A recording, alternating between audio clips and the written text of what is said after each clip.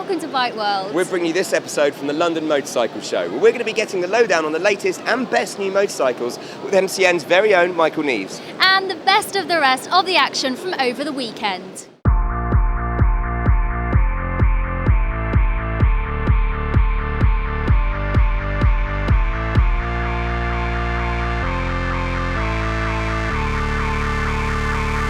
Three, two, one, go!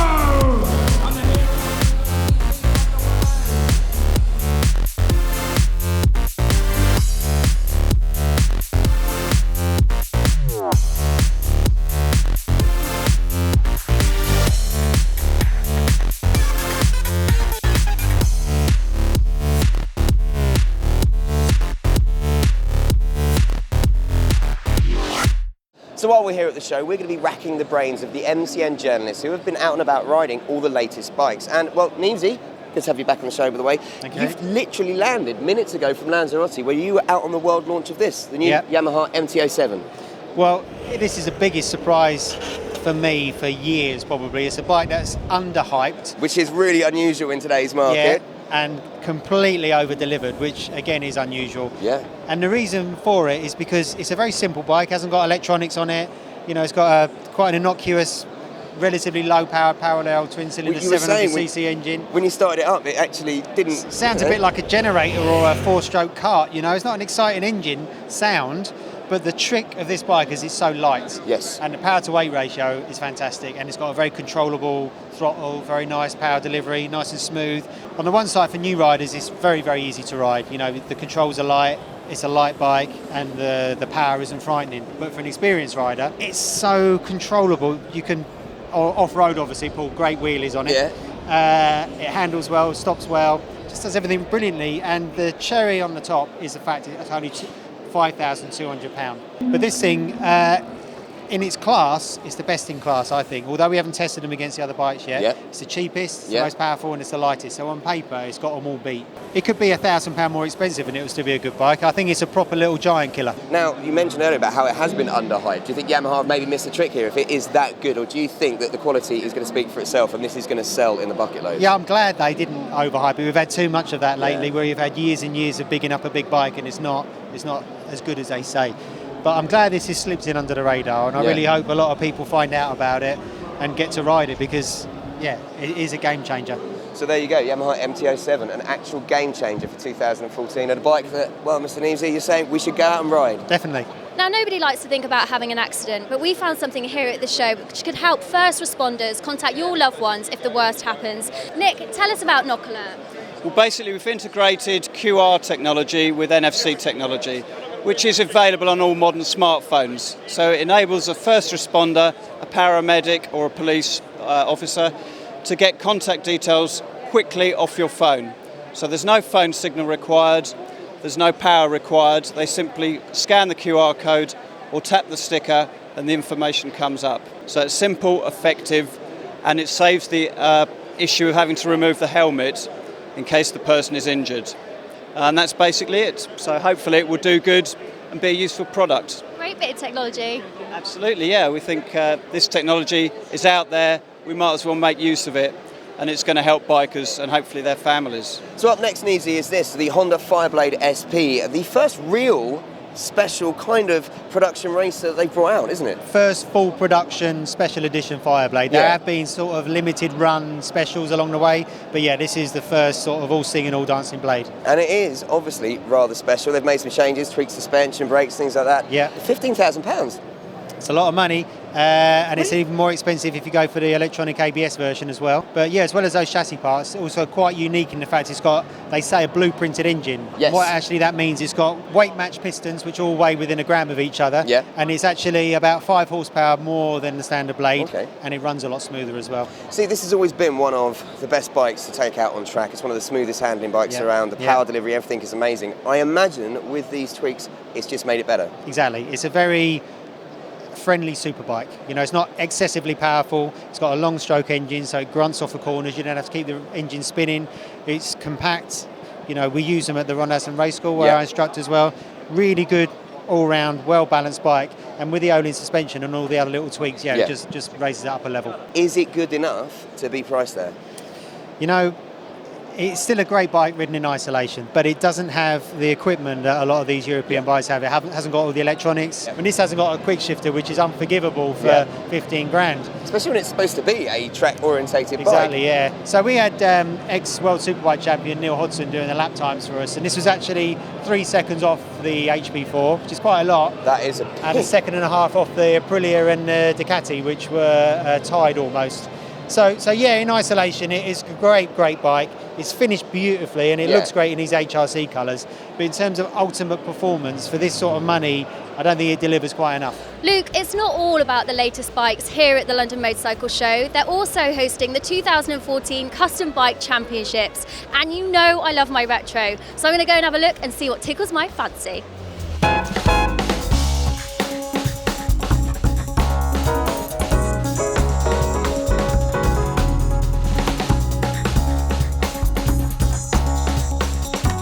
This bike has really stood out to me today, and I've actually found the custom builder behind it, Larry. Larry, tell us a little bit about yourself.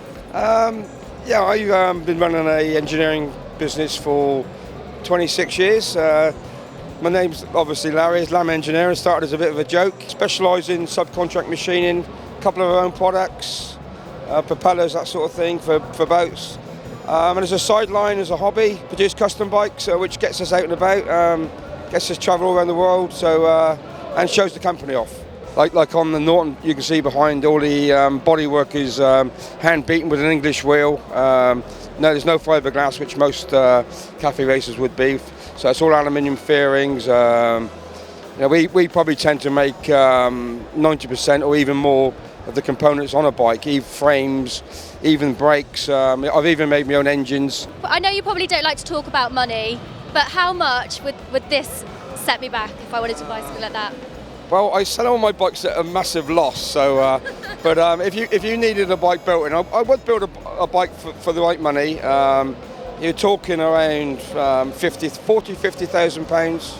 Well, they look fantastic, and good luck here today as well. Thank you very much. Thanks very much. Neevesy, when it comes to hyped bikes, I don't think there has ever been a bike that's been as hyped as this, the KTM Super Duke 1290R, the Beast it was known as. Yeah, the Beast, and it's been around for a couple of years already, seemingly. You know, KTM have released a lot of footage. Jamie McWilliams took one of these up the hill at Goodwood and it looked incredible. So the thing is, with that amount of hype, Neevesy, you need to deliver, and this is not cheap. It's £4,500. You've ridden it. How good is it? It needs to be the best of the best of the best at that price, but to be honest, we were disappointed. Of course, it's a great bike. It's got 180 horsepower.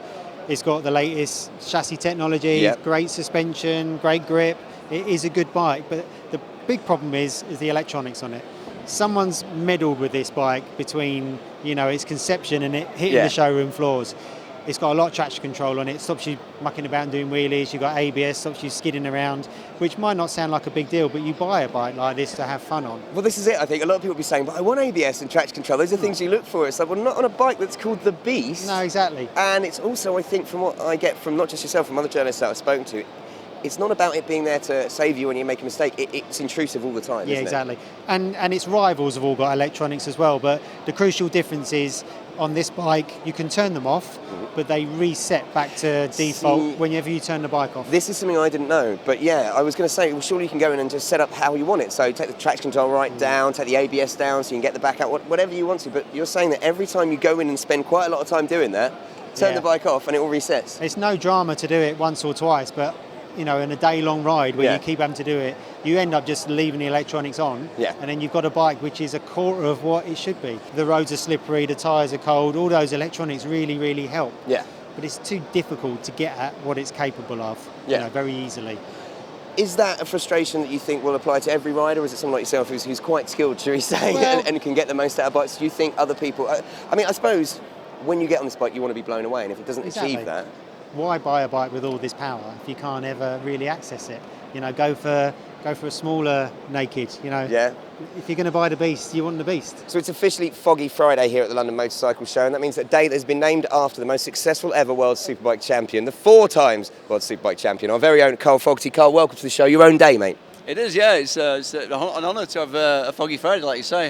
It's been overwhelming, to be honest, the response I've had since being down here. The crowds and, just the way they've, you're always a bit apprehensive when you come back again after all these years and you think, does anybody really care? But It's been unbelievable. It's been a massive turnout, and there's so many people that's queuing for autographs, pictures, all sorts of memorabilia. So it's just been very emotional seeing the 4 bikes together. Well, I was going to say, one of the great things the displays have got here is your 4 championship winning bikes. Yeah, it's the first time I've seen them. Since obviously the days I rode them in each particular year. Yeah. It's the first time they've been in the UK together. So yeah, really emotional seeing them this morning when I got to come in to show before anybody else come in, and just straight away they hit you, and it's like, whoa, you know. And I remember all the little bits about them, even like little red grips on this bike, stuff like that I had that maybe somebody else didn't have back then. You know what I mean? Yeah. But yeah, they're my bikes, and I wish they're all.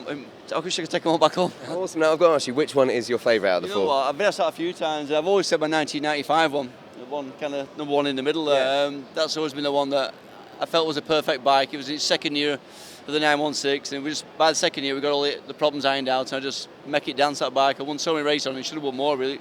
Brought it down a few times, but yeah, it's slightly ahead of the other 3. That's my favourite. Yeah. Okay, cool. Now, how do they compare to the modern day bikes? We saw you last at Brands Hatch, riding around on the 899, and it's kind of like better, I think. yeah. But you seem to be enjoying yourself, even though it was in the wet.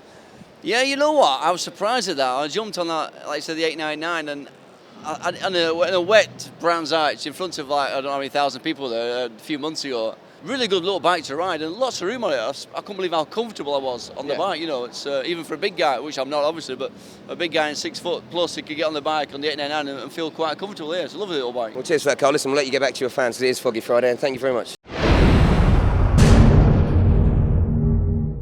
Okay, so we just launched the Paul Bird Motorsport Rapid Solicitors Kawasaki British Superbike team for 2014, and that's a mouthful in itself. And obviously the star rider for the team is Shakey Byrne, most successful British Superbike rider of all time, and a lovely guy. Oh, thank you very much. You're such a cool guy too. I had to put that in there. Now, Shane, we've obviously just been chatting on stage about forthcoming season. We talked briefly about the end of last year. I know our viewers want to know what was going through your mind after Brands Hatch, really. Brands was kind of difficult, you know, because, we had Silverstone the round before Brands, and, we kind of put an end to Alex's winning streak, and, psychologically for me that was really, really good because I was in pretty bad shape, I was a bit bashed about from a big crash that I had in practice. I got to Brands, a little bit of time to recover and was fast, in the dry I had a good chunk of time on everybody lap time wise, and, was really, really looking forward to a strong weekend, and, we had some sort of inclement weather conditions that kind of kept altering throughout the races, and if you set your bike up to work really, really well in the wet, when the track dried out, it wasn't so good, and vice versa. If you went a little bit on the safe side, nothing seemed perfect, and to lose the championship in those conditions has maybe in some ways done me some favours, because now I feel so much more determined to try and make it happen this year. We touched on during the presentation the fact you've done a bit of testing on the bike. There's still obviously more to come, and you've made a few changes to 2014, haven't you? Yeah, I mean, to be honest with you, fundamentally there's not a great deal of difference for next year, for this year, should I say. There'll be small pieces, there'll be some engine development, there'll be maybe some new suspension components or something, but only settings, nothing major. The great thing about the BSB Championship right now, with the rules the way they are, is that nobody can go off and do a completely different engine spec. Nobody can go off and do a completely different suspension setting. Nobody can, It's they are what they are, and we're in pretty good place. Hopefully we've improved just a little bit for this year, and like I said, if I've improved too, then we should be in good shape. Good luck for the season. We'll see you at Brands Hatch on the 18th of April, and enjoy the next few weeks of hardcore training. Thank you very much.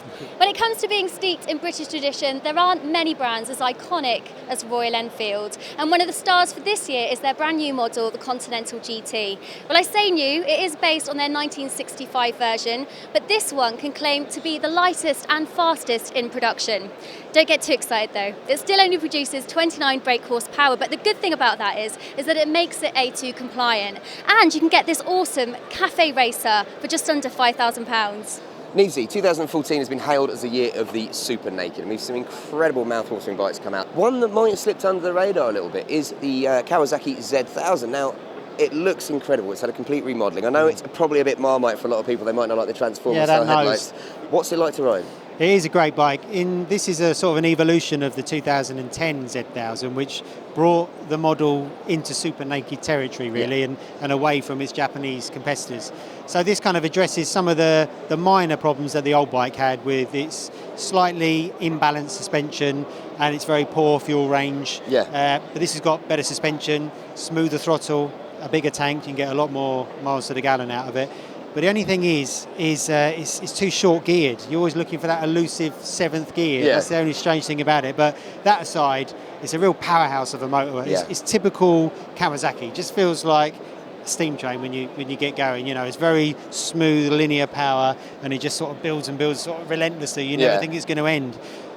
Very, very quick. Handles really nicely. Yeah, it's a really good bike. One of the main events here this weekend is, of course, the Revolution Show, and hosting it, Toby Moody. Toby, tell us about the format for this year. Well, it's, again, the two teams battling head-to-head. We've got 6 guys over 2 teams. One's headed by Michael Dunlop. He's got Michael Rutter with Philip McCallan. And the other team is John McGuinness. He's a favourite of this show. And he's got Ian Hutchinson with Jamie Whitham. So there's a bit of needle between them. You know, I mean, remember McGuinness versus Rutter with TT0 last year. They had a bit of a tumble down the ramp yesterday afternoon. And there was a tumble with Philip McCallan on the show that we had earlier today. You know what they're like. The visor goes down and they want to win. What bikes are they using then? They got some little Hondas. We've got some Osset electric bikes. Hutchie is on a Yamaha. It's pretty well even Stevens. The electric bikes, they don't quite go quick enough, but they're quick through the corners. Now I have a member from each team here, Michael Rutter and Jamie Whitham. Michael, what's your team called? Well, it's the ex-legends. We've got a good team. Michael Dunlop's team. Jamie, what's your team called? We haven't got a trick name, it's just Team McGinley because it's McGuinness's team. So has there been any cheating going on? Yeah, tons of cheating, tons of skullduggery, letting tyres down in the middle of the night so that when the other team arrive, you don't know all this, do you? No, we let all the tyres down, we've changed the course a couple of times just to confuse them, but yeah, loads of cheating. That's the older you get, the more cheating you have to do. Do you secretly hate each other, or? Yeah, basically, yeah, we do. We just want to beat them in the next one. We go out there, we're going to just, if we can't win, we'll cheat. And how close is the racing? It's really close. What you've got here is a load of current and ex-riders, road racers on kids' bikes, and you're never going to get rid of that competitive kind of element to it. But it is quite close. The thing is, anybody can ride these bikes. That's the fun. The fun of it is that it's mucking about on motorbikes just in front of a few people, but the rivalry is always going to be there. But we're best. Have there been any bad crashes? Oh, there's been one or two. There's been a head-on, Michael Dunlop and Philip McCallan. There's one bike completely written off, but there's been plenty of them. It must be really hard, like you say, because it is a little bit of fun, but you are all racers, and you must feel so competitive when you get out there. Oh, I do. It's just like, the red mist comes down, all you see is that person in front and you want to do him. And, we've been struggling at the moment, so we need to pull it back. Right, well, I'm going to be behind your team for this one then, this next one. Good luck. Even it out. We'll let them win. You can't let the old boys not have at least one win, can you, in a week? Oh, that's fighting talk for you. Now, Neevesy, this is a bike that as soon as I heard it was coming out with, and as soon as I laid my eyes on it, I fell in love with it. It's the Ducati 899, the Mini Gali. I know it's kind of been a slang term. Or the Panigallina, as the Italians call them. Is that what they call it? Like Yeah, that? The yeah. Panigallina, very sexy. You have done a lot of riding on this, haven't you? In fact, you took one out to Sicily. We did. Not this one, unfortunately. No. This is the racing version, but yeah, the standard road bike. The other road tester, Chad, did the launch of it, but it was raining, so we didn't really know what it was all about. Yeah. But we took the bike out to Sicily. Is it as good as Ducati say it is? Oh, yes. Oh, yes. Good stuff. The thing is, there's very few sports bikes out there that have got that perfect blend of power and handling. And this really has taken over from the GSX-R 750 as being that perfect sports bike. It hasn't got too much power that it upsets the chassis. It's very easy to use. It's very nimble, handles beautifully. Yep. And in our opinion, it's better than the big Panigale. Well, this is the interesting point, actually, because have Ducati shot themselves in the foot a little bit for bringing this out? Because I personally would buy this over the 1199. If you love your riding, this is the better one. And it's not really a small bike, is it? It's a 900cc almost, which is almost as big as a 916. Exactly. So as a rider, this is the more enjoyable bike to ride. Yeah. Also, Ducati, when they marketed it, did say, it's from the road to the track, or the road to the track. This is going to feature this year in British Superbikes and the Tri-Options Cup and the Ducati Series. How good is it on track? It's fantastic on track. Ultimately, it's not as quick as the big Panigale on track, but for normal riders like us, this is probably the quicker one. Very stable. The electronics are great, like you say, quick shifter, traction control, you know, you've got something with a load of character and a load of soul. A lot of people point to the double-sided swing arm that they reckon don't look as good as a single-sided, but you don't care when you're on it. So Cal, first up, congratulations on an awesome 2013 season, but the reason we're standing here on the Ducati stand is obviously all changed 2014. Yeah, I think last time we did the interview as well at Silverstone, I was sort of mulling over what was going to happen for next year, and you know, I'm excited, really excited. I can't wait to get everything started. We obviously started testing a few weeks ago, and things are looking good. You know, the bikes, I'm more positive with this new bike than last year's bike, which is good, and Andrea says the same. So yeah, we're excited to go to Sepang next week as well again, and then Australia for the first test before the season starts in Qatar. So I think, you know, all going well. There's no reason why we can't be challenging. Well, that's great to hear, because I mean, I think looking back at the testing there last week, you know, you were making such progress each day. You really could see you were eating in like half a second at least a day, if not more. 1.3 from the first to second day was your pace. So it does look like you're going in the right direction with the bike. How tricky is it to ride? Yeah, it's different. It's, you know, it's not about being tricky or, you know, there's anything wrong. It's just it's different to what I'm used to. But things are definitely coming better day by day. Brilliant. Now, obviously, you're here at the London Motorcycle Show, meeting some of your fans as a Ducati rider in the UK here for the first time. Is it nice for you to actually kind of have events like this to give you a chance to just kind of see the fans, sign a few autographs and have a chat with them? Yeah, you know, when we're not so busy, obviously, start of the year now, we're starting to get busy, so we sort of get this show done, and then we'll get ready for the season. But it's great to be able to come and see all the people, and obviously I've had a great reception over the years with the British fans, and it's nice to come and give back to them and see them and spend a bit of time here. And yeah, we've done some, you know, long signings on the Ducati stand, so that means that there's a lot of people coming.